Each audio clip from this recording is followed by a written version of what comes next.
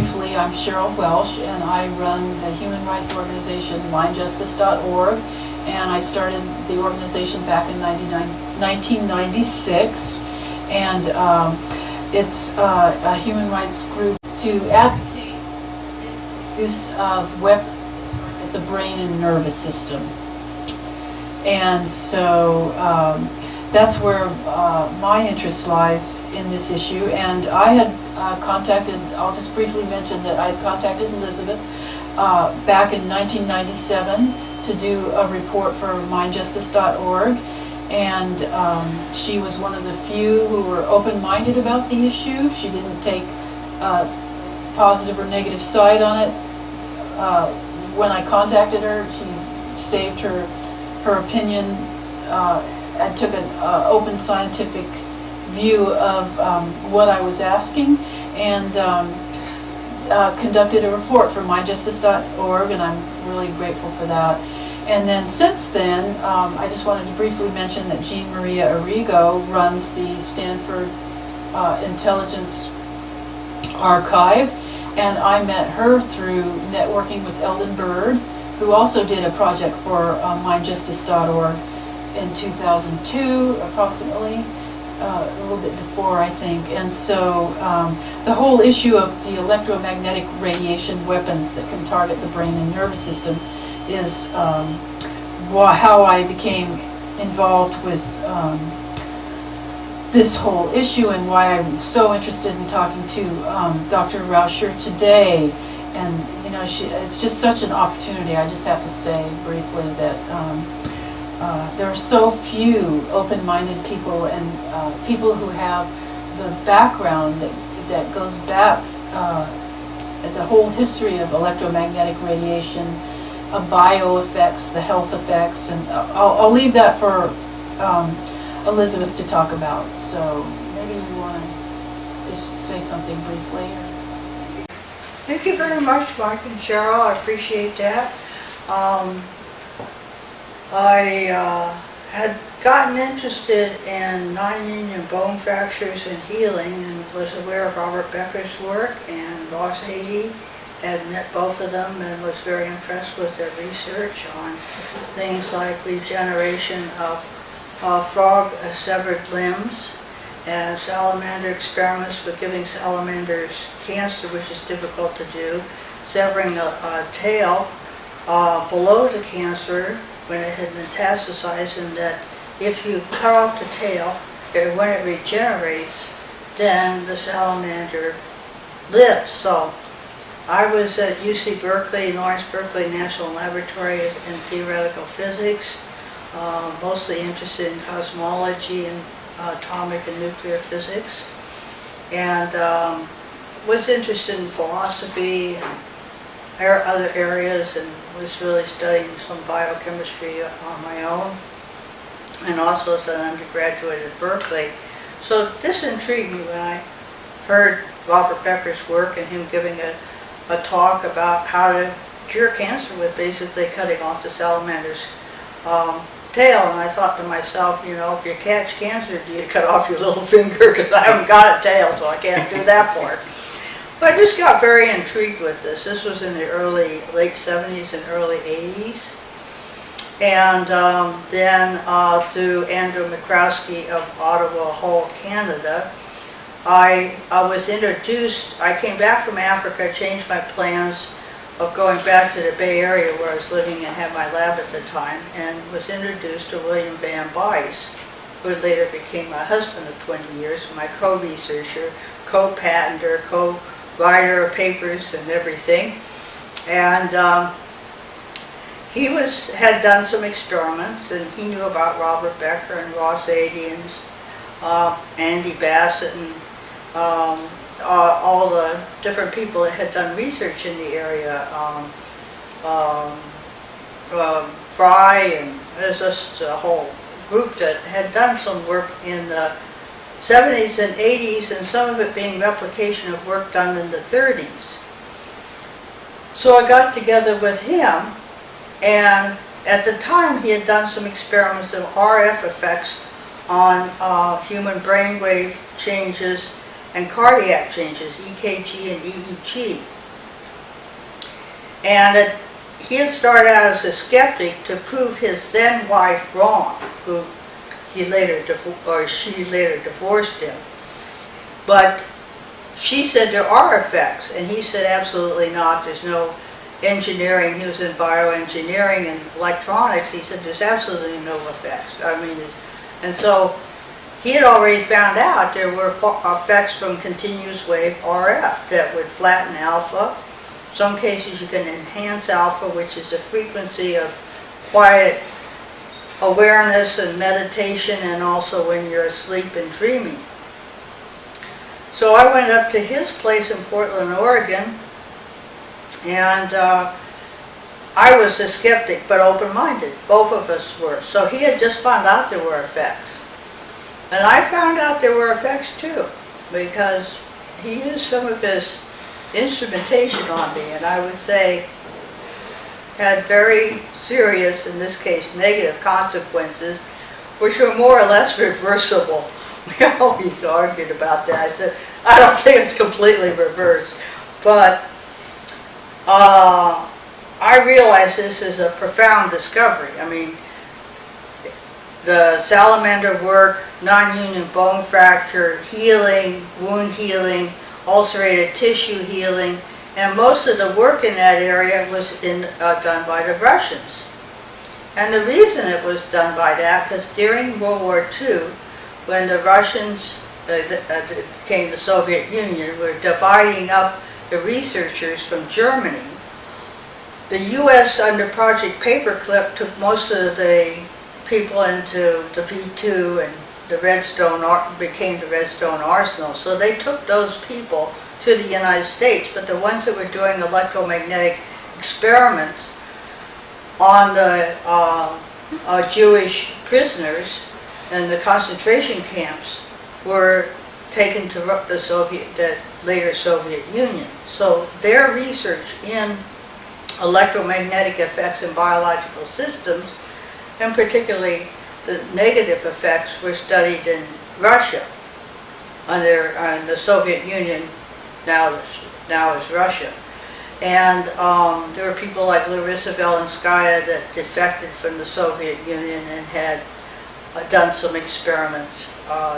And there were things like, she hadn't done these experiments, but they did evoke potentials, like they would take a mother cat and take her kittens in a submarine, and as they killed them to see what their evoked potential or non-local effects of awareness, is whether you could enhance these effects with electromagnetic fields.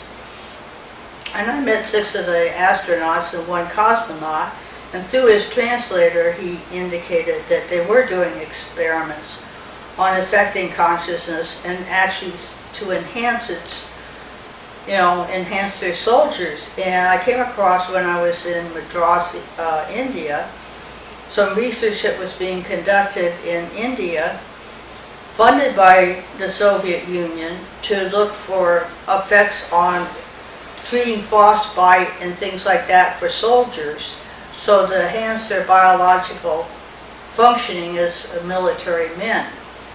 Now there's another side of it. It's much easier to find negative effects. There's really 3 things. There's positive effects, there's neutral effects, which a lot of electromagnetic fields, like if it's a complete sine wave, the body doesn't see that. It's when it's rapid changes in the field that it sees it. And of course negative effects. Now it's easier to find the negative effects. There's more of them. But you can find the positive effects. And the way it is it's like too much salt. If you get too much salt, you get sick. If you don't have enough salt, you get sick. You have to have just the right amount. So you really have to have high specificity of electromagnetic fields in terms of their waveform, intermixes, intensities, field forms, electromagnetic or magnetic, electric. And so it's very, very important to be very highly specific to match the biological informational processing of the human body. Did you happen to, do you know any of the paperclip scientists that did work in Russia? That defective? Not directly, no. Oh, okay. That's No, very interesting. I had not read that. Larissa knew some of them. Very interesting. But in a way, I think not everything she knew about did she talk about. And it was hard for her because, of course, when she did defect, of course, she couldn't go back to Russia and visit her family. So she was quite isolated. But Henry Dakin, who was trying to open communications with the Soviets, I think was a very good idea to do, to look for peace and end the Cold War. But during that period, he had had other defectors come from Russia and tried to get them positions so they could live. And I was actually sort of doing the same thing. It was a couple, he was a physicist, and his wife had jumped ship, and I got them a position at Lawrence Berkeley National Laboratory. In other words, there were people that were leaving in different areas. But Larissa did know some, I think she did know of some of the paperclip people, but by name Kozyrev comes to my mind, but I don't know that he had really, I think he was Russian and had not been in Germany, but as far as Germans go, I don't know.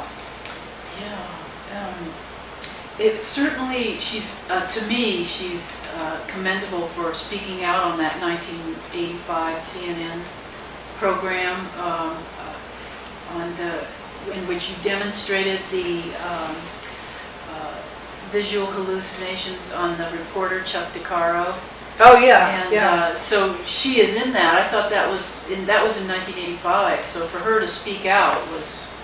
Well, I think she really explained it very well. Yes, she made very cogent remarks.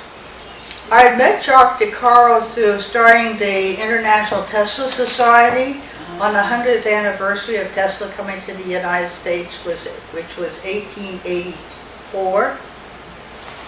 And Chuck came to the first meeting in Colorado Springs, and we had about 300 scientists and interested people. And so then Chuck wanted to interview us, and he had done, I think he had worked for an Army newsletter, the Army Times, comes to mind. I'm not sure that's the name of it. But he came with his doctor and camera team. But Bill and I had done ELF, or extremely low frequency, from about 1 to about 300 hertz frequency effects, again on brainwaves and cardiac system, and found actually back in the early 80s and late 70s that you can enhance cardiac functioning with a completely external pulse magnetic field. So we were again looking for the positive effects.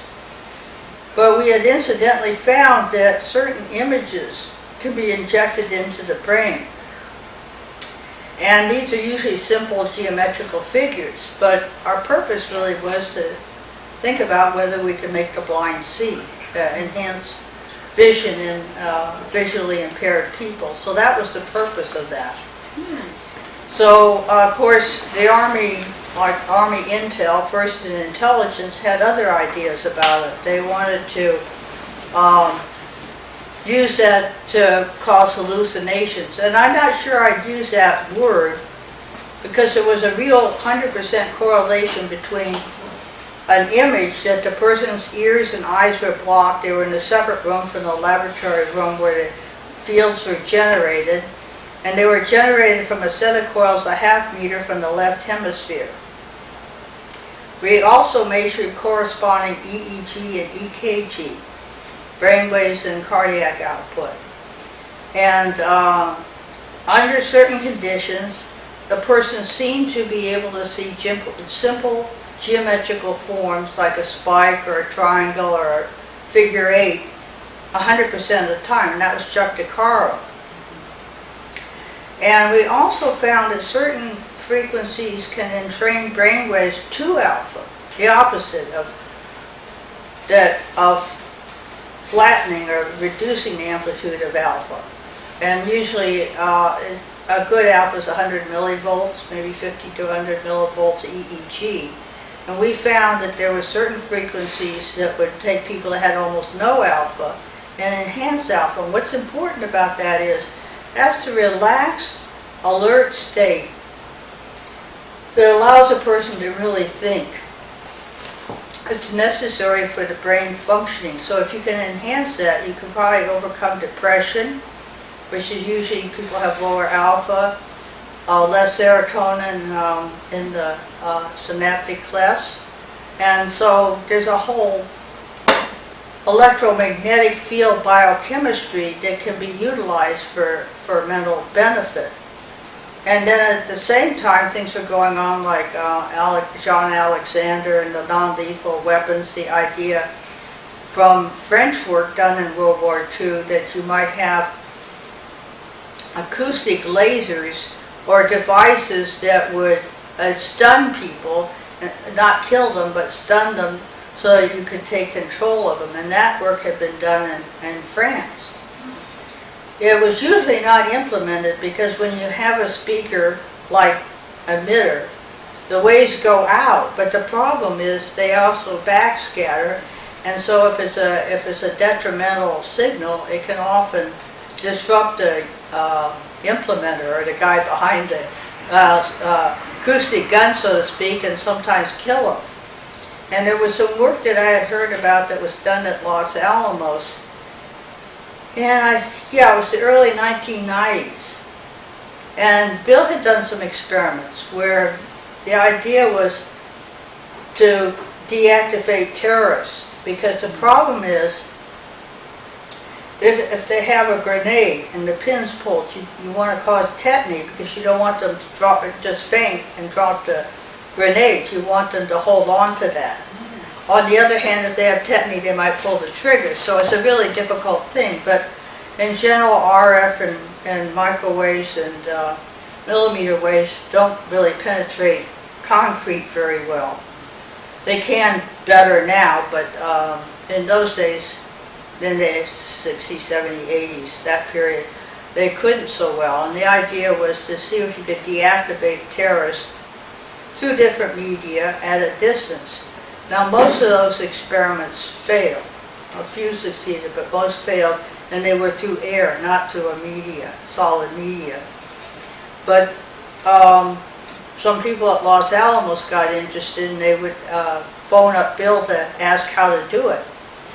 And he would start telling them what the theory behind it was that I had developed on soliton waves and how the beam is recohered. So I felt like kicking him under the table and telling him to shut up. But actually, he would, I would say, the way I interpret it was blab, but he never told them enough. And apparently they did some experiments and they failed. So I don't think that was ever implemented. And I'm not sure what I think. I mean, it's difficult because in some cases you want to prevent, in those days not everybody was taking their shoes off and getting searched at the airport. No one was doing that. So you had the hijacking. So you want to prevent that. But on the other hand, I myself personally don't want to be involved in the negative side of this. I want to do enhancing biological systems and enhancing life. Yeah, and well, Dr. Becker commented on that 1985 CNN tape, and he felt that your experiment he cites you in his book and explains that about the analog and the digital. It's a little complicated to just. But he had a theory, a general theory that how that could explain how it worked. And well, I'll tell a personal story on that, as well as technically what I've done over the years with Bill and Bill Van Weiss, my late research partner, died 6 years ago, so I've carried on the research and gotten the lab set up again. But the thing is, there's an argument, is neurophysiology like a synaptic connection? Is that a truly digital signal? Most body processes are analog. So I cared for Robert Becker dearly, but I didn't agree with him on how much is really digital, which is the current view of neurophysiology. Bits of information. You can look at it that way, but that's not the whole picture. But Robert Becker in that statement also did say there are analog components. So it's both, could be treated as digital, but it's primarily analog. The other disagreement between Bill and Robert was over the issue of DC versus AC, because most of the experiments done on the salamanders that Saxon Burr did in the 30s and later Robert Becker really well replicated was on slow varying DC. So the non-union bone fracture and some of the treatment of ulcerated tissue that didn't heal was mostly done with slow varying DC, which is actually what, when a salamander naturally regenerates its tail or limbs, does produce a slow varying DC field. But the key to it is an AC signaling too. And Robert Becker worried that AC was detrimental. Sounds like the argument between Nikola Tesla, Westinghouse, and Edison. But the point is it's both. It's AC with a DC bias. And it's very important to consider that how the AC has to match the neurophysiology. If you can match it really closely, then say the person is either in pain or ill, you can help them heal. You can enhance the healing effect through the battery system of the body, which is the ATP mechanism, the mechanism that generates the power that runs the human body. And so you can actually enhance what is partly through the metabolic process. And this is very important in certain of the organisms, and the cell walls, the lipoproteins of the cell walls works by a mechanism. Output through proteins in the cell wall lipoprotein structure that also has an ATP molecule going to ADP plus an electron. So this mechanism can be enhanced, so you can enhance wound healing. But you have to do that with an AC or alternating current, which could be produced by an induction from a magnetic field inducing the current flow in soupy tissue. And this has to have a DC bias. It can't be unbiased because the body is biased. The central part of the human is much like the simple organism of a frog or a salamander. The central part is positive. So this part is DC positive, and there's a polarity between the frontal and occipital area as well that changes day and night. But the limbs and the lower part of the body are DC negatively biased. So people that say buy magnetic beds that are all one polarity, it's not a good idea in my view. So there's some things that people are taking advantage of and trying to do good things with. But just like anything, it has to be evaluated very carefully by research in the laboratories. And it's just very few people that really got into this area of research. I mean, Alan Fry and Jose Delgado, most of the people, we all know each other. And most of them are about a generation and a half to 2 generations ahead of me, so they're not around anymore. I'll just say that it does get complex very fast, and of course the brain, you know, they say that that's the most complex organ, and it's going to take decades, if not a century, to solve how the brain works. And so just getting back to briefly that experiment, still, but Dr. Becker felt that was groundbreaking because he felt that the analog and the digital, where those two systems meet, you know, you've got the primitive electrical system of the body, and then as evolution evolved, and then I'm not explaining it well, I'm not a scientist, I have to say, so you'll have to correct me, but just I'm quoting from Dr. Becker's book, because his whole book, Cross Currents, really does press the idea that the merging of this analog and digital system is could be where consciousness, where you could study where consciousness lies, and your experiment, he felt that that could be at the merging of those two electrical systems of the body, and that's where you would find all the memory, learning, find out how the brain works.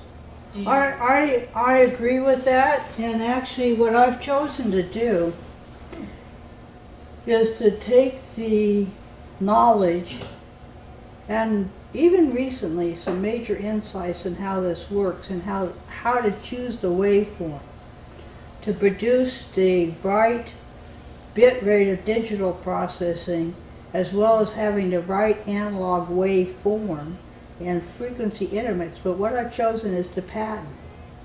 And we have 4 issued patents. I have 5 now because one is issued on November 22nd.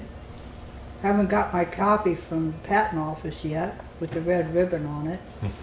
But I chose the patent for several reasons. One is the patent law does allow me to have certain protection over that knowledge. It's not just thrown out there, that actually I feel it needs to be used responsibly, and I hope to have some control over that. I didn't exactly patent the human body, but I patented some aspects of how the brain, the CNS, the central nervous system, the peripheral nervous system, the sympathetic and the parasympathetic nervous system works in conjunction with the hemodynamics of the blood and the piezoelectricity of the bone. These all work as part of the harmonious action of the analog digital processing, and they're all interconnected with the immune system, and so there is a whole possibility of enhancing health.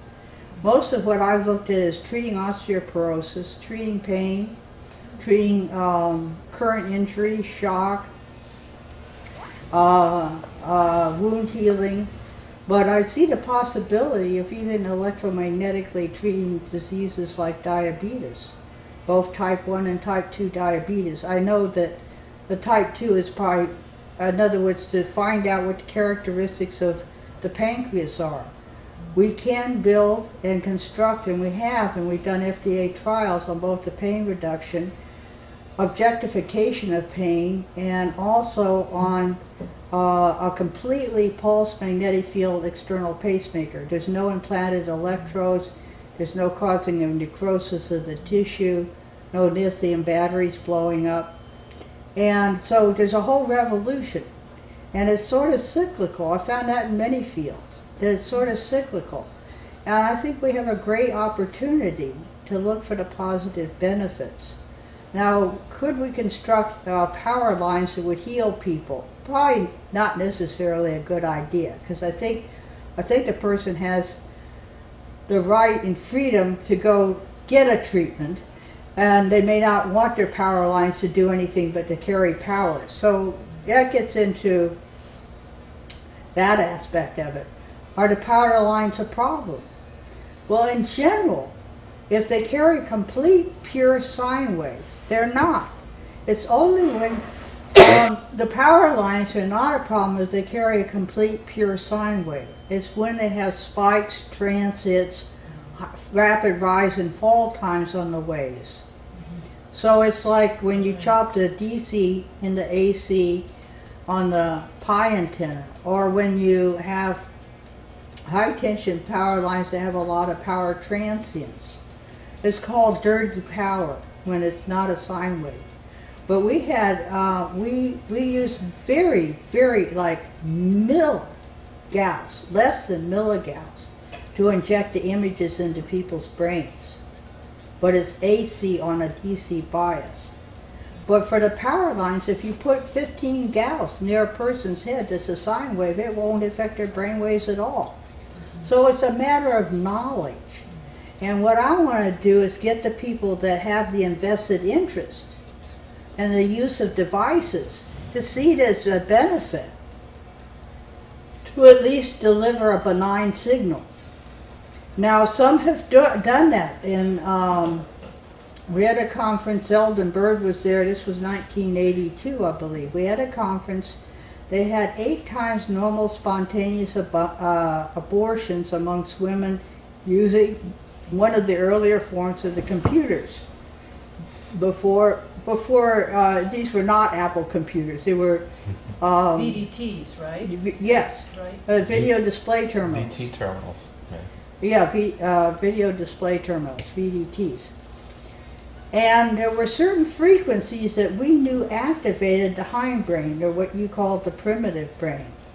And the triune brain model, there's the frontal cortex, which is our advanced executive decision making, and then of course the motor and sensorial aspects, and the occipital, the seeing, the audio, the Broca's area for the speech. And in the hindbrain there are certain cells that actually are related to the process that is the original egg cell for an ovum. And when it gets fertilized, then as it develops, these cells develop. They're called Purkinje cells in the cerebellum and in the endocardium of the heart. Now they're very sensitive to certain frequencies, which is why we can figure out how to pace the heart, because of the cells in the endocardium. But they also, if it's slightly off from the good frequency or has the wrong waveform and intensity, it was causing the abortions. So what the company did, without saying anything, was to shield with mu metal the flyback transformers of the VDTs, because they didn't want to admit culpability and get sued, but they did solve the problem. And the abortions stopped. The spontaneous abortions became normal, within the normal range. Now, that is one of the problems. Of course, both government and private sector don't want to, if they find there's a problem. And the way frequencies are allocated is really quite complex, because there's so many bands used up by CVs, TV, radio, and military communications. Those bands get sold off or allocated.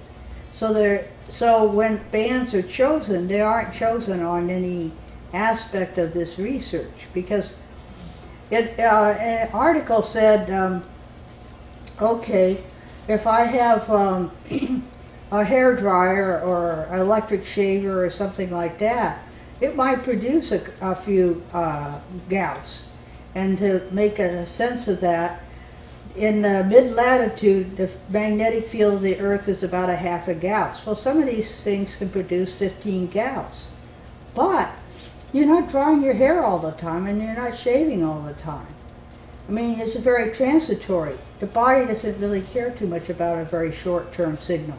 But if you're exposed to it 24 hours a day, day and night, and it's not good, it's going to have deleterious effects. Now, of course, there's so much invested that often there isn't an interest in even looking at the research to decide what to allocate, because it's not a basis of what's being considered. And there really isn't a group of people going into this field. But on the other hand, Paul Tyler told me, he was a medical doctor, head of $800 million of research funds for the Navy. And let's see, I want to make sure it's the Navy and not the Army, because some of the people I met was with the Army. I think it was research funds for the Navy, which was part of what Eldon Bird was working under. This research some of it was on electromagnetics, but even within the military classified areas, when I had a Q clearance, the problem was that there would be competing divisions of other military segments that wanted to kill some of these projects. But he had like 10,000 papers in his basement. And he told me he'd sell them to me for $13,000. Well, I didn't have $13,000 to try to have my whole house full of these papers. But there's scans of research on biological effects of electromagnetic systems. There's the NBIT report from Russia on just a summary of what was done in the Soviet Union. There's Russian and American, there's papers from other countries. There's scads of research, but it really is not interfacing with the public. It's only in, say, the last 20 years that scientists are talking what I said 40 years ago. Scientists are responsible for talking about the research to the public because most of it's funded by tax money. And they have a responsibility to communicate that research to the taxpayer and for their benefit. And so now nuclear, particle, and astrophysics are becoming big fads. But this was not true 30 and 40 years ago. People scoffed at that. I was talking about we need to communicate with the public, do cable TV and stuff, which I was doing at the time. And they said, oh, well, we have Scientific American. And I said, well, 2 million people read it. They're all scientists except for my mother who reads it after I read it. But, you know, but this area of electromagnetic biological effects, its opportunities, its difficulties, are just not out there. And so in this one case, so you got the hair dryer. But what if it's DC? Or what, you know, if you're getting a DC signal instead of an AC signal, what if you can affect with less than a milligauss, but the signal has to be properly constructed. It has to be the right waveform, the right intensity to match the inductive impedance of the biological system. And that's not what's made clear at all. So did Larissa did she continue on doing the same research? Like, No, she really didn't. She got involved in putting together the East-West Journal of Psychic Research, mostly psychic research. And she died, I think it's 2005. that is East-West, that bookstore that's like in Mountain View? No, no, it's nothing to do with that. It's Oh. called Psi Research, East-West Journal of Psychic Research or something like that. In other words, it was American and Soviet work. Oh. She worked very hard at it. And then she taught Russian to the Naval Academy and down in Monterey. Oh. Yeah, I know that. And she worked for one of the people that was doing Psi Research and lived with Russell. And, Did she do any stuff with Russell? Like, oh, she did her own research. She really didn't work with Russell. She worked more with Ed May and some of the other people. oh. I'll just move to my first question and Okay. see how that goes. Okay. Can you discuss Dr. Sam Koslow and his relationship to the mind control issue?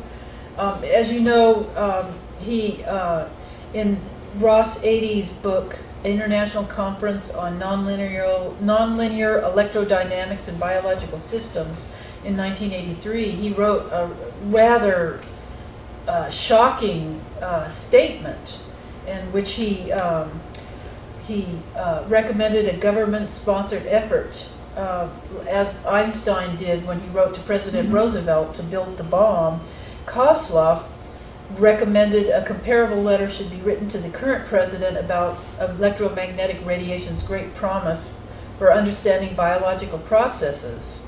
And do you have any were you aware of that comment? And Well, the Einstein comment, really what it was, there was a group of scientists like Otto Hahn, who was one of the main people that developed the idea of fission for the bomb, and he left Germany before, as Hitler took power.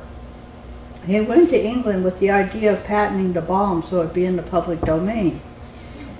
And the English thought he was nuts, so then he came to the U.S. and tried patenting in the U.S.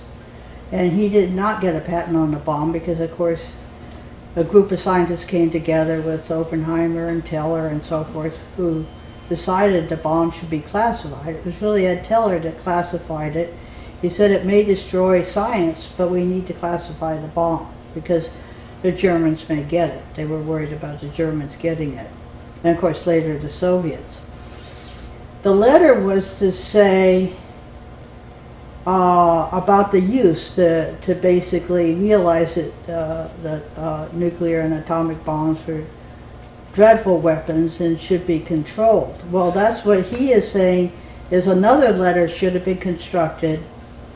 One was to go ahead and build a bomb, and the idea here was that there should be this is a terrible weapon, and then there's a group of people that wanted probably to develop mind control weapons, and then of course there was those that opposed the idea, but not really very many.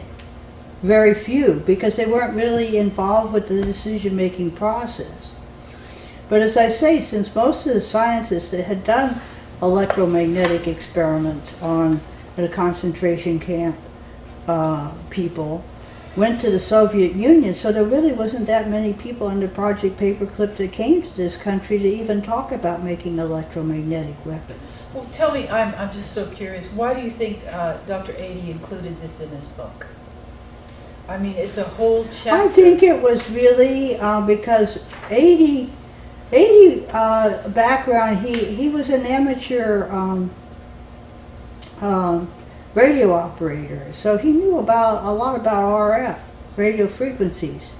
And I think he included it to say this is really a very important field, and very important considerations need to be made that have to do with ethical considerations. So did Robert Becker, so did we. That research has to be done. You can't deny these hundreds of thousands of papers that exist that show significant effects. And Ross Adie's work on the calcium efflux for 16 to 18 hertz on an RF carrier, things like that. So it's the idea to get the attention to say, this is at a level that we need to have a discourse on it, a scientific discourse, just like, you know, saying whether you should build the bomb or not, whether that was the right thing to do or not. So you think it was serious? It was a serious proposal? I don't know that it actually got to the president. I really don't know that information, but it probably was. I mean, I can picture that it would be. Well, and do you know the follow-up history of what happened when, Kozlov was then in 1984, 1 year later, he was on the BBC documentary Opening Pandora's Box, and David Jones interviewed him, and he did a 180-degree turn in his stance. It was like he had never even written this letter, and he basically said, there are no weapons effects. Well, now, there was Project, you may have to remind me, it was Project Pandora, which was the radiation of the U.S. Embassy 60s. in Moscow. Right, right. And that was called Project Pandora, and the U.S. detected the signals coming in through the building, which some of them were RF, so you could probably shield them with a Faraday cage. But the point is the Russians, or the Soviets at that time, denied doing this. But the U.S. people had evidence, and people were getting sick, they were getting cancer, heart attacks, the incidents, and they had actually hazard pay. See, later they denied that there were people that got sick in the embassy. But the point is they had hazard pay, just like going to the moon had hazard pay, so there must have been a hazard. Now, whether the hazard was just electromagnetic or whether they get kidnapped or something, they could argue. And it's really an unknown, because it is classified, some of it has to be a guess. But I do know people that took a 180-degree turn on some of these things, and I know why.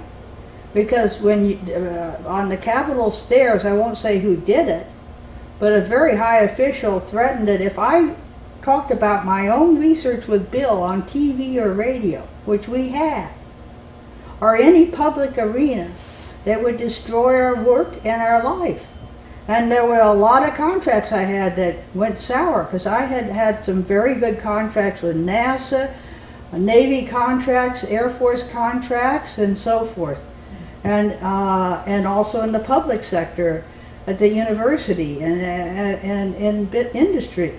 So if someone threatens, like Carter with, was it Carter? No, it was Ross when he, for 6 weeks, he stopped running for president because they threatened his family, it was claimed. Well, yeah, if my family's threatened, if their life is threatened, I'm going to wonder about that. Now, who did it and whether it's true or not, I don't know, but I do know they do threats. If you can't blackmail them, threaten them. You know, that's one of the techniques. And you know, just from my looking at this whole issue and the history, it seems like the 1980s were like a real critical time where the unclassified, the promising research just died, and and like Eldon Bird said, it went black in the 80s. He said in U.S. News that his research, they defunded it, and he later found out that it went black. It was classified. Now, what happened was, at the time, he was a civilian employee for the Navy, and he was buying Bill's contract monitor. We got married in the beginning of 1984, so we were working together, but he was in Portland and I was in San Leandro in the Bay Area.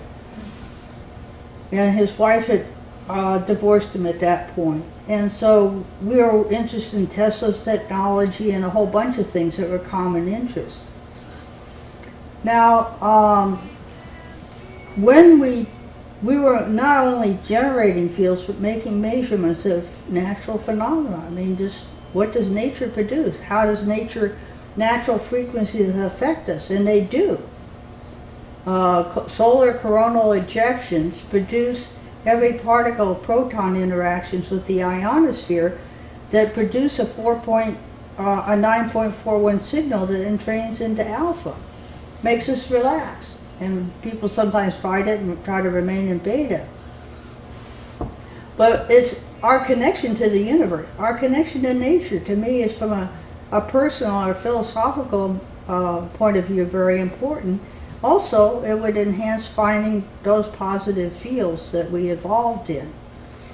Now, there was a guy with the Library of Congress who was a CIA guy for 30 years, and he's not living anymore. I don't know if they mention his name, but he's well known amongst this group. Chris Dodge. And he was part Seminole. And of course the native peoples had trouble with alcohol. But he would call up, like, well, Eldon did it for another reason. He'd call up and tell secrets to kind of, you know, just for the fun of it. I got a secret like kids do, and blab. And I asked some of the two-star generals what they thought of that. You know, what all the stuff that Eldon would go on for 3 hours. You figured you were stuck for 3 hours with Eldon and 6 hours with Chris on the phone. But, and that would be a long email. But, they said they wanted, in a way they want, because they tapped the phone, then they'd find out who Eldon was talking to, and what those people usually were pretty good scientists, what they thought of various things. So, I mean, I got questions like, how do particle beam weapons work? I had no research on particle beam weapons, but I did know particle beams and air and plasmas and ionospheric windowing. So, you know, I got a lot of weird calls in the 80s. But the thing is that it seemed like there was, like in one of the briefings I did at the Pentagon, which was under this Navy contract with Eldon as a contract monitor for me and Bill, I had come back from Africa and I was to give this talk, and my suitcase got lost, so I had to work all night making the talk. And there were 2 stars and, you know, pretty big guys in there. You know, one of those rooms where you have to sit very still because there's an acoustic sensor. If you move, you know, it sets off an alarm and stuff like that. And you have to be escorted to the bathroom, except the guys didn't go in, which was nice. So some of it was kind of funny from the point of view of being a woman in this field. But a guy was sent in to lambast me and Eldon's project to kill it purposely. And he started, every time I said a sentence, he would interrupt and say I was wrong. And I thought about it, and I was tired. I just flew all the way back from North Africa. this guy's, wrecking the lecture, and I spent all night fixing it, and so I just thought about it, and I went over and stood behind him, and I told him, I leaned over to him, and I said, "Shut up. I'm giving this lecture now, and I'll give you 20 minutes to say anything you want afterwards." And it's a little bit of kung fu or martial arts, so I kind of really said it strongly. And that guy was sitting there to ruin the whole project. And this guy was sweating like a mule skinner, and sweat was dripping off his face. He was so intimidated because he wasn't going to screw the talk. Now, I know from personal experience that does happen. Now, what really happened later, it turned out that the report that I wrote on the biological effects and how it fits with interpreting Maxwell's equations in a new way was declassified, and was along with a report I did for NASA, was awarded an award from the Air Force. So they liked the reports, but there was forces going on back and forth, and that was my experience of one of those. So whether it went to black ops or just what happened, I'm not sure. But it was later that the people, in about 1988, that the guys from Los Alamos were calling up and asking Bill how this worked. And I think he did the right thing. Oh, and there's another aspect to the Chris Dodge story. Chris Dodge calls up about 2 a.m. and he says Congress is going to pass a bill that you cannot measure 1 to 100 hertz, or cycles per second, which is the major ELF range of biological signals and natural signals, but also some man-made military signals. So they wanted to pass a law that you can't measure, which means I, in my own house, with the detector that Bill and I patented and developed ourselves with our own money for about $2 million, to measure ambient fields to figure out nature, can't measure. And I thought, that's crazy. And then I thought, look, doctors can't measure brainwaves or cardiac output because that's in the same range. So you cannot pass that bill because every doctor can't measure EKG or EEG. And the bill didn't get passed. He gave me the feedback later. So there was efforts to prevent this knowledge. Now, how, and then the film that you talked about with Chuck DeCaro, Ronald Reagan reviewed that for 10 days in the White House. So they took a lot of attention to that. And we did get some feedback, but there was all kinds of Army promises of funding, but it never came through. And actually, I wanted to make sure that I never did anything that was even construed in any manner that could make a weapon. I really didn't want to do that anyway. Bill and I decided that maybe dealing with the terrorist problem and hijacking, which was a problem in those days, might be an okay thing to do if it was controlled. But you don't have control over it, so I didn't want to be involved anyway. So maybe that statement is correct, that it did go into black ops. I don't know, but yeah. Robert Becker would talk about this too. I mean, we'd have long conversations about who was ahead, Bill and me, or the military industrial complex. And actually, I knew enough and could read enough within the published papers to sort of realize they hadn't caught on to some of the clues. Now, how much did they know? How much is classified? I would suspect from the report back from the Ronald Reagan analysis that actually there probably are black ops on this. But what they're doing and why they're doing it and how it's coming out, I don't know. The thing is, there's a lot of money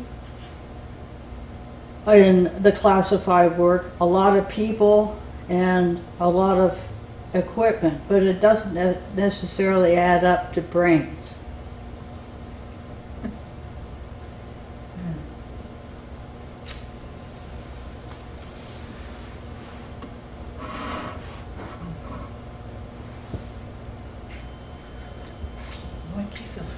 Now, I had a question.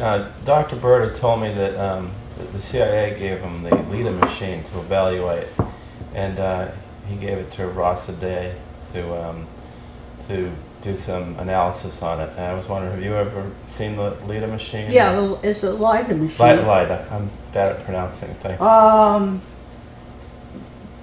Ross 80, I was down at Ross 80's lab and he was generating data from the LIDA machine. And Loma Prieta? Loma Linda. Loma Linda. That's right. And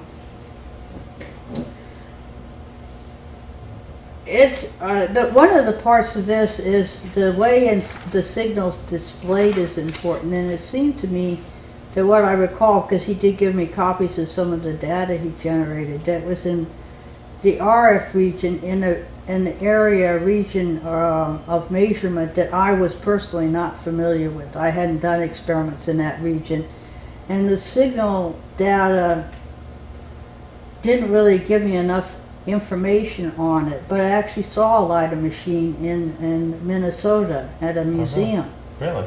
It was just a box about so big and antennas coming out and stuff, but Ross 80 had, I think, worked on it for a few months. I didn't know he got it from Eldon, but I did know he got it. Yeah, and I think what I heard that it could make people, it could put people to sleep at a distance of a certain amount of feet. Yeah, the signal, most of the signals, like what we did was about a half meter as far. You know, you have to have a carrier to do it further. The LIDA was RF, so it would probably be over a larger distance, but most of the experiments, it seemed to me, was a few feet, maybe 3 or 4 feet. Oh, okay. Because it was just in 80's lab.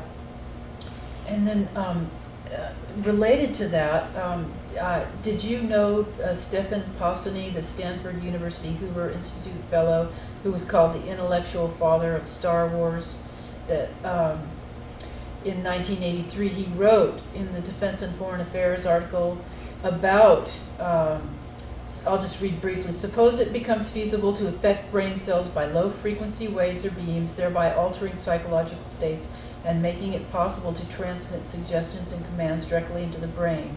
Who is so rash to doubt that these technological breakthroughs would not be put promptly to PSYOP's use? Did you? Well, I was familiar with, when I was at Livermore Labs from 66 to 69, the beginning of 66 to 69, I mostly worked on plasma physics and nuclear physics. I had gotten a clearance, but I said I didn't want to work on any military apps or anything that would be harmful. I didn't necessarily, I didn't disapprove of the fact that, you have to defend yourself, but I just personally didn't want to work on weapons. But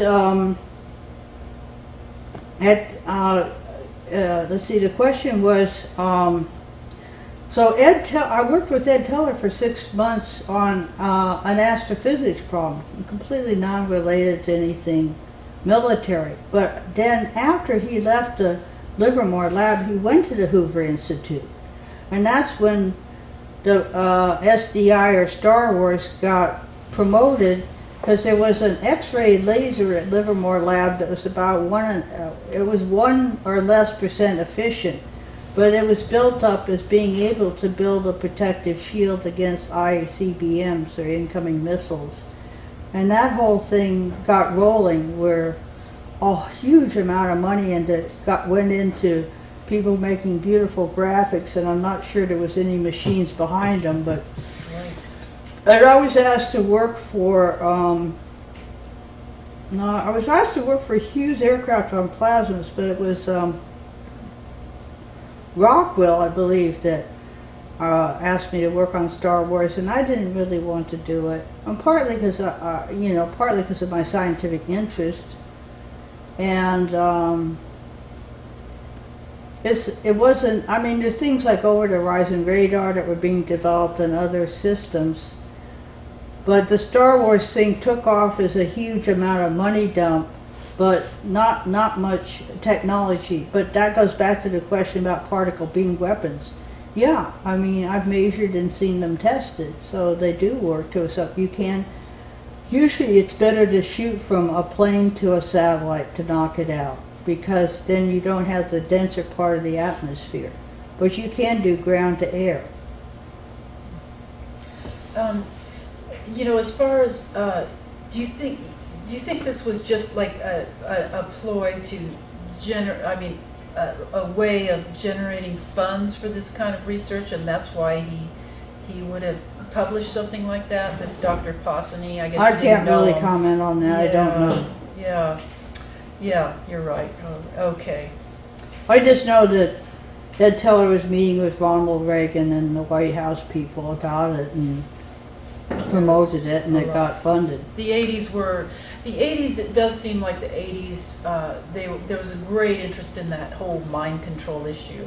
You know, the Russian woodpecker went on for decades, actually. Yeah, it was actually the shortwave radio guys that would pick up this 10 hertz signal. And what was interesting about it is, I measured it in San Francisco, I measured it in Europe.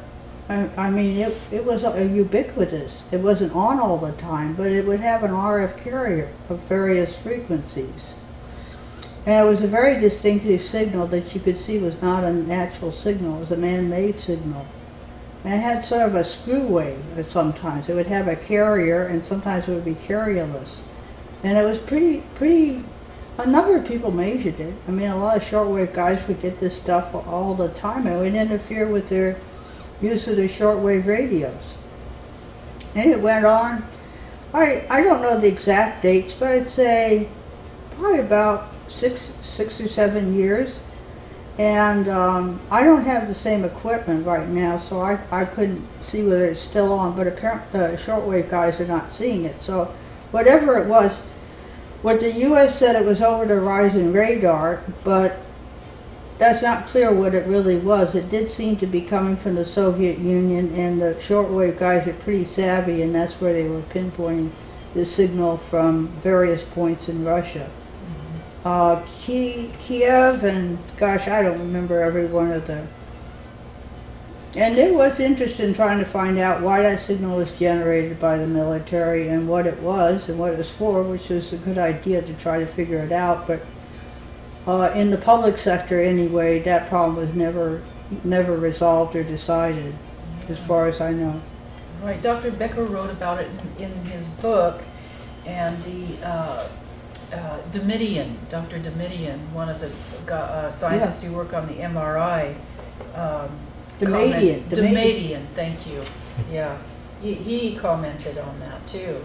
He was commenting on that it could have. Yeah, no, actually the MRI is a very interesting thing, and of course I'm not a medical doctor, so I'm not supposed to have an opinion about MRI, but I do.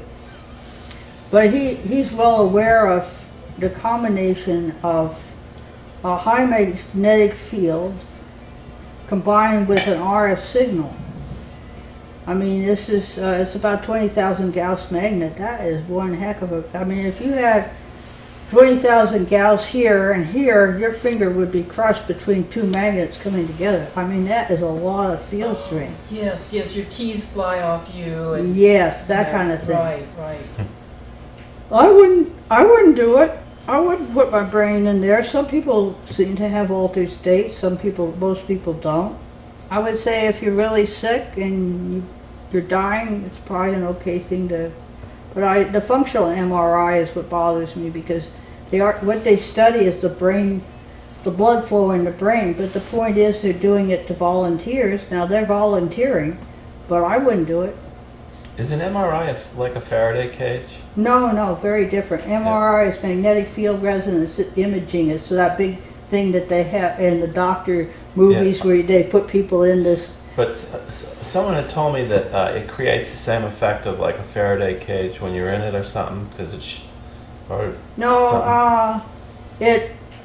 it produces a very intense imaging signal that really tells where the blood flow is, and it can find brain tumors, and it can determine where strokes are and sometimes where surgical intervention should be. But a Faraday cage is usually a copper screen that has to be contiguous at the corners that shields a person from radio frequencies. and it has to be a solid mu metal to shield from electromagnetic frequencies. And to give you an idea, we could take this area and make about a $10,000 or $20,000 Faraday cage. Now it will shield out some of the natural frequencies, which is a problem. You can't just shield yourself from everything. Because the natural frequencies are either neutral or sometimes they're beneficial. But to build one that would screen out ELF, you'd have to have a $2 million mu metal room. And then you really would be blocked out from all the stuff that comes from the Earth, Sun, Moon. And did they have one of those at SRI? I heard they did, yeah. I saw a mu metal room at Wright-Patterson Air Force Base, but I haven't seen the one at SRI, but I understand there is one there. Not SRI, I think it's Stanford campus. Stanford, yeah. But they have a squid magnetometer at SRI, or they used to. Yeah, Alden Bird would talk about that occasionally. Well, what our detector did is it didn't need to be charged with helium and nitrogen and be kept at certain angles. It was field worthy, so you had a rechargeable battery and you had an electronic box about like that and then a pickup coil. And the electronics flattened the response so the pickup coil would represent correctly the intensity and waveform and frequency of the various natural signals, and the purpose was to study nature. But a squid, I don't know what they go for. I think they're about $500,000 a pop now. You're getting cheaper? Yeah, I know I've heard $1 million, but it depends on, whether you're getting a Rolls or not, or Viewey.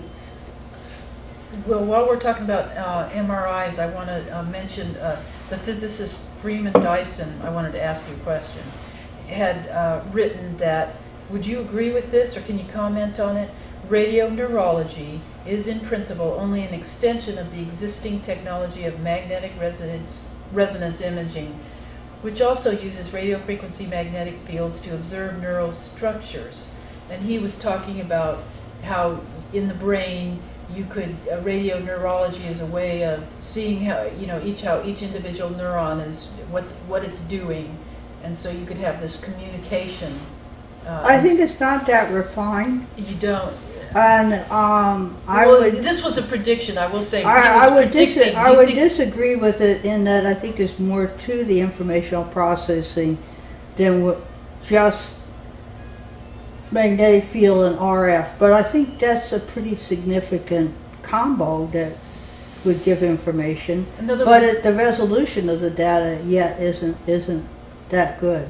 Oh, it isn't at all today, but he's saying in the future. Oh, it might be, but I think there's going to be more to how to make those measurements. How to make those measurements? How to make the measurements of the emission of, say, like the MEG, which is the magnetic encephalogram from the brain. But I think it's going to take, my personal view, since I'm working on that technology, is there's a way of doing it that's less expensive and easier. How much resolution there'll be, since I haven't built it yet, I don't know. But he's right about the statement. I think the statement is in the right direction. In other words, that's, I guess what I'm trying to figure out, just as, pretty much a non-scientist, is this seen as, if you were going to build a mind control weapon or a way to study the brain, is this basically how you go about it? Like if you were the U.S. government and you said... Well, let's step back a piece. It was actually a project at SRI that I read about either in Time magazine or maybe it probably was Time rather than Life when I was in high school, about trying to read people's minds. And the way it was done was to look at the brain waves, which are kind of just squiggly lines. Some of it looks pretty coherent, some of it looks incoherent, depends on whether it's alpha or beta or delta or theta waves and where you take the pick off of the electrodes. But they were going to see whether if a person thought yes or no, whether they could tell from the brain waves what word they were thinking. And they got one person that they were sort of reliable on, but they couldn't do it across people, because the brain waves were enough different across people to not be able to read the words. And I think the project was stopped, but it was the first attempt to directly use an instrument to try to read a person's mind. Now you're really asking, and I read about Jose Delgado's work.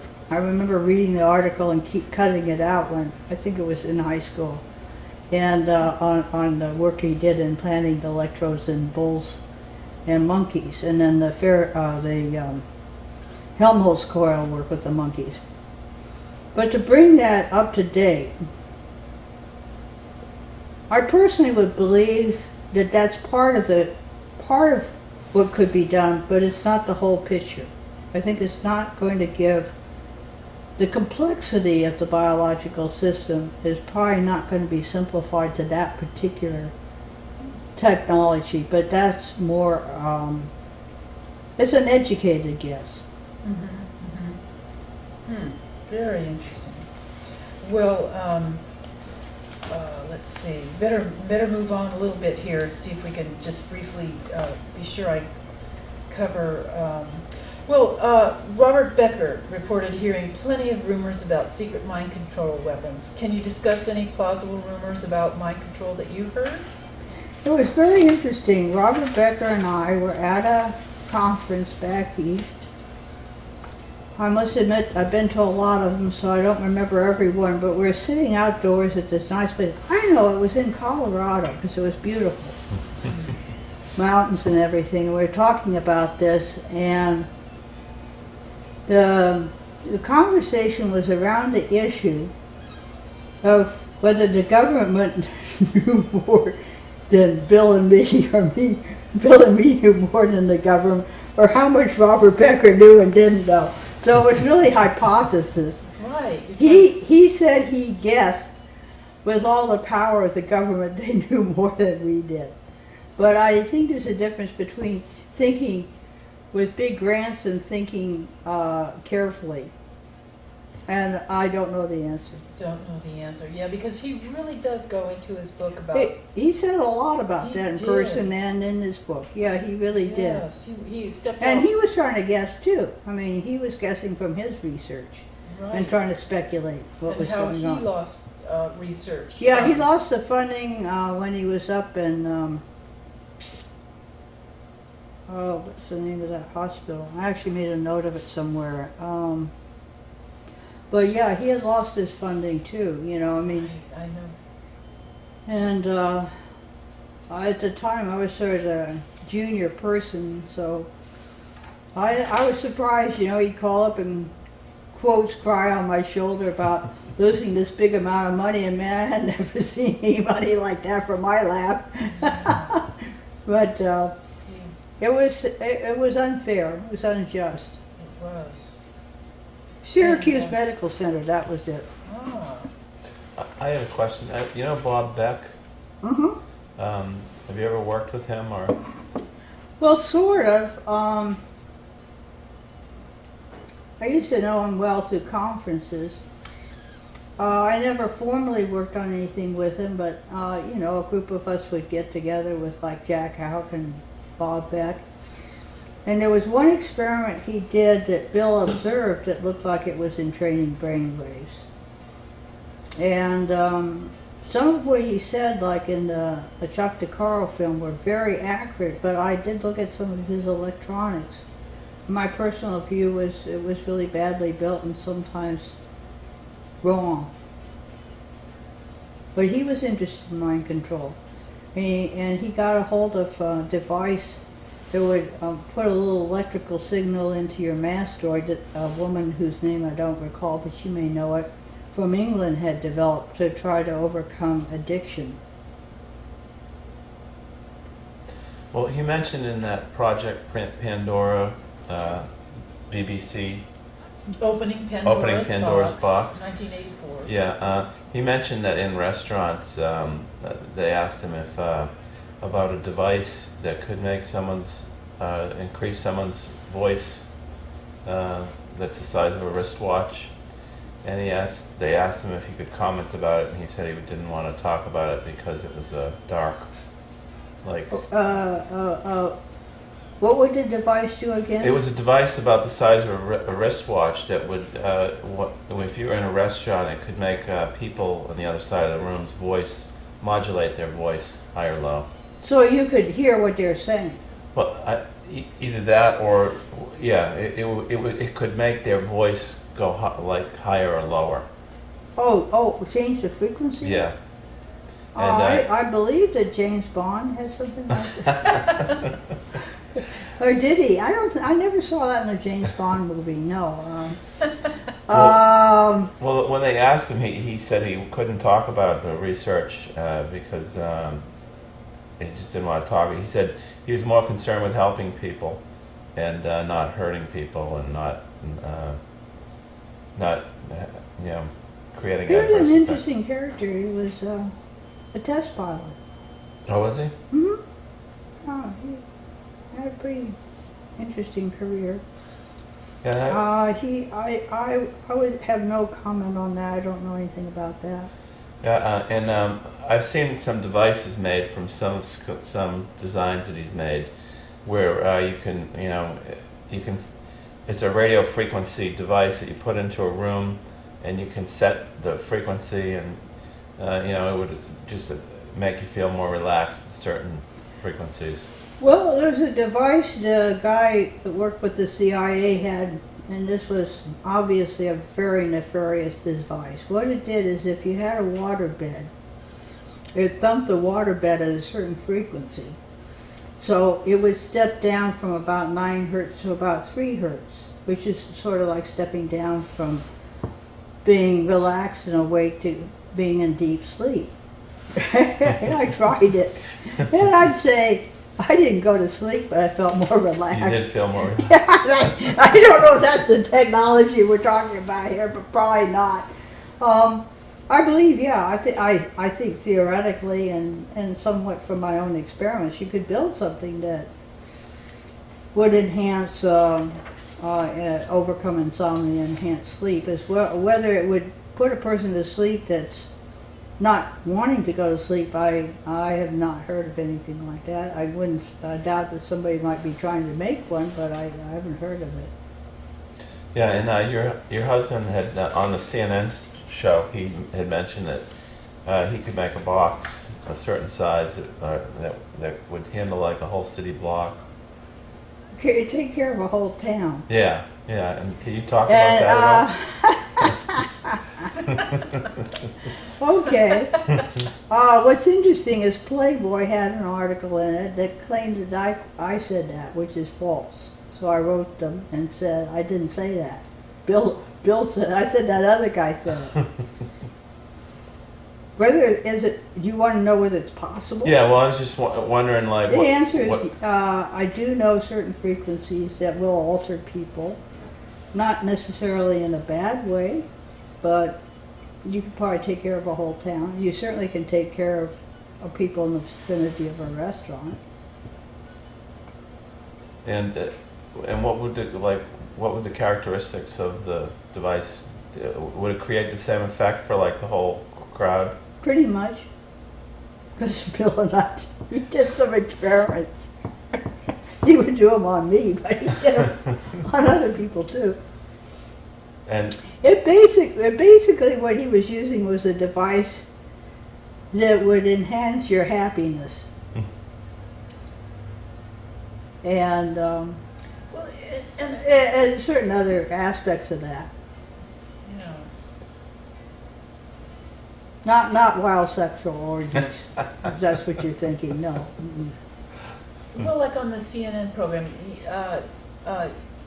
you mentioned that it was from Russian data that you made this. In part, but that was only one part of a huge puzzle. And there was some Russian data that was in a book published out of Poland, and then there was another, see if I can remember the book. There are two key books. Preston is the author of one of them, but I don't remember the title, but it's on electromagnetic fields on biological systems. published in the late 1970s or early 1980s, and then there's a Polish book that actually someone unfortunately stole from me, so I don't have it anymore, so I don't know the reference. But there was some Russian work on what would really reduce pain, but it was just very, about maybe 20% of the picture. But it was the idea was to maybe do electroanesthesiology, but there has to be more to it, which is in my new patent. Well, your husband said that the parts, the components, you can just get off the shelf. Pretty much for Radio Shack, which is what he said. Yeah, but that was when Radio Shack actually sold some chips. Now they sell Tinker Toys and kid stuff. But I'm talking about classical Radio Shack. And that was when the interview was, actually you could still get some good stuff from Radio Shack. So yeah, pretty much, well, a few of the parts you'd have to make, you know, like a copper shield and for the device and stuff like that. But basically pretty much Radio Shack parts would do it. With a few stuff left in your shop, you could affect at least a restaurant full of people. As far as taking care of a whole town, that adds another aspect to it, which is a carrier frequency. And so that we didn't do that experiment, nor did we build it, but I think it's quite possible. It takes some diligent research. And following on that, Abraham Leboff, he wrote the preface to that electromagnetic mind control fact or fiction by V.N. Binney, and both he and Becker discussed two frequency ranges that were militarily that would affect behavior. So maybe you can comment a little bit about that. It was so he wrote two very different frequency ranges. First, at extremely low frequencies, from just 1 or 2 to several hundred hertz (ELF), and second, in the gigahertz region and beyond, including high power microwave.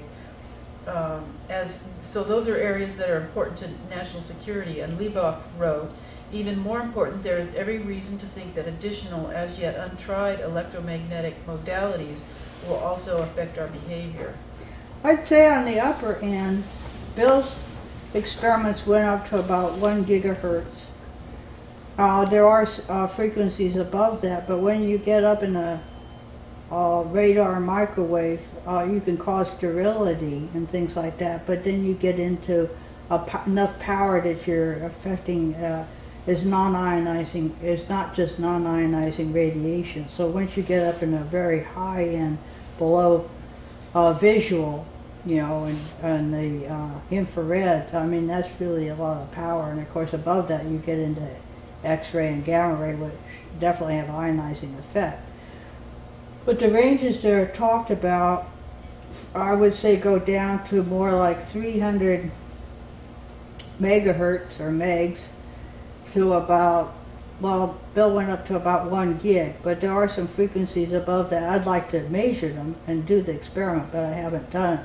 But the two regions we've looked in is the ELF and VLF and ULF, as well as the Bill had looked at the radio frequencies, and we did some experiments with radio frequencies, but not a lot. But one of them was that Bill generated a set of frequencies and a radio frequency, but if you had a detector over here and the generator here and walk between, your body absorbed about 1/3 of the power. That's a lot.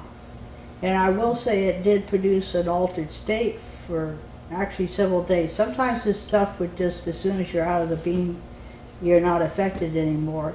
And some had some residual effect.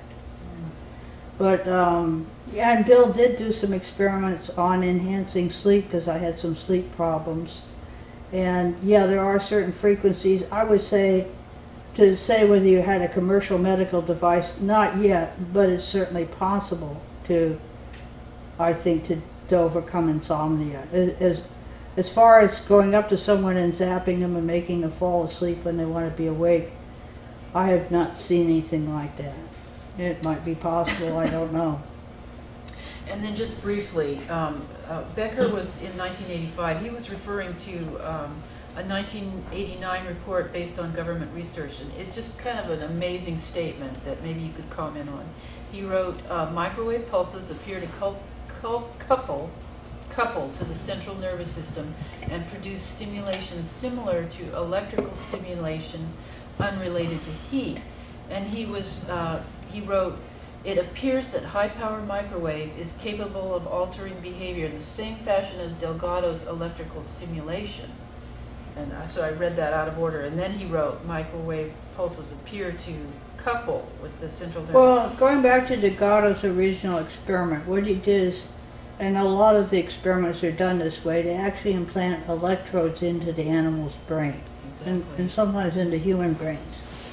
So when he was first pushing a button and stopping a bull from charging him in Spain, the thing is that the stimulus was sort of like a shock. So, you know, it got the bull's attention, but it was implanted, so it wasn't remotely produced. He implanted electrodes usually into the macaque monkey brains.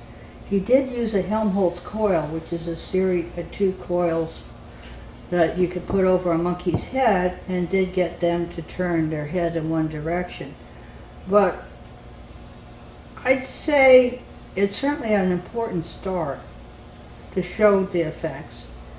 It certainly can be done without implanting anything, and I'd say the experiments are relatively simple, and Delgado may not like it, but I would say somewhat primitive. I think there's, even within what I know, is more advanced than that at this point. And I assume there may be other people that are not so much in the public arena that maybe have done experiments like that. They're more advanced.